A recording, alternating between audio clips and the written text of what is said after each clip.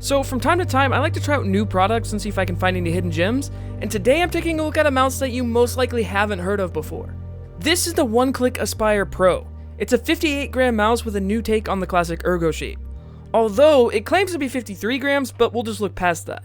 At first glance, it looks strikingly similar to something like the glorious Model D or the Zowie EC series mice, but in hand, it actually feels quite different. As you can see, it definitely has some curvature to it, but it also has this rather flat part, which makes it feel unique. I do think it's best suited for palm grip users, although you can claw and fingertip it. And that's just because the main buttons have a slight wobble to them, and it creates a specific sweet spot where the clicks feel good. And if you don't hit the sweet spot, the clicks have what I would describe almost as a shaky feeling to them. This is my biggest complaint with the mouse, but it's also worth noting that I may have just gotten unlucky with my copy.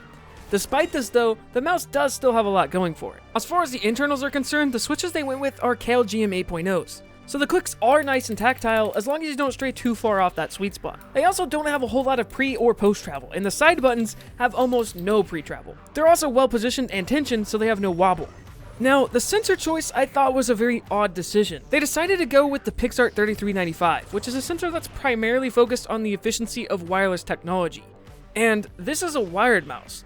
Don't get me wrong, it's a fantastic sensor, but for a wired mouse, it is a bit overkill. But at least it is up to date. In terms of build quality, outside of the slight button wobble that I already mentioned, I don't really have any other gripes. It's a very solid mouse, and there's no flexing when squeezing the mouse from side to side or top to bottom. There is a slight rattle, but I suspect that's likely from the main buttons. Another thing I would like to see improved on, however, is the cable. It's one of the stiffest cables that I've used in quite a while, and at times it can push the mouse around. I would also like to see it come out of the front of the mouse at an upward angle in order to prevent cable drag. Speaking of drag, the glide on the stock skates is quite pleasant. It isn't the smoothest pair of PTFE skates that I've ever tried, but it's also good enough to the point where I wouldn't feel the need to replace them with third-party ones. And you also get a second pair included in the box, which is always nice. The software is really straightforward. It's the classic OEM software that's being used by a lot of mice right now. If it isn't broken, don't fix it. Although there is a few things to note here. First of all, I would not recommend touching these settings right here because what they're actually adjusting is the Windows pointer settings, which can introduce a lot of different problems. I'm not going to get into that right now, but just trust me, one gamer to another, do yourself a favor and keep this at 6 out of 11 and keep enhanced pointer precision off. The other thing you want to change is the debounce time because by default they have it set to 40 milliseconds, which is a bit excessive. This is the delay between when clicks can be registered after another click.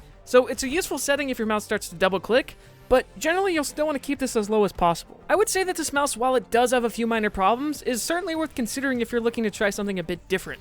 Like I said, the shape is a little different from your typical ergo shape, so even if you haven't been a fan of ergo shapes in the past, you might like this one. Although, I will say I don't recommend it for large hands. I have 20 centimeters by 10.5 centimeter hands, and I personally felt like it was a tad too small for me. Especially when you factor in that you can't click the mouse buttons comfortably on the edges like I mentioned before. But when it comes down to it, because of the shape, I could see this mouse having some fans. But it won't be for everyone. If you want to see a review of an ergo mouse that I think is great for large hands, then check out this review I made quite a while back of the Rocket Cone Pro. And consider subscribing if you want to stay up to date on more gaming peripherals.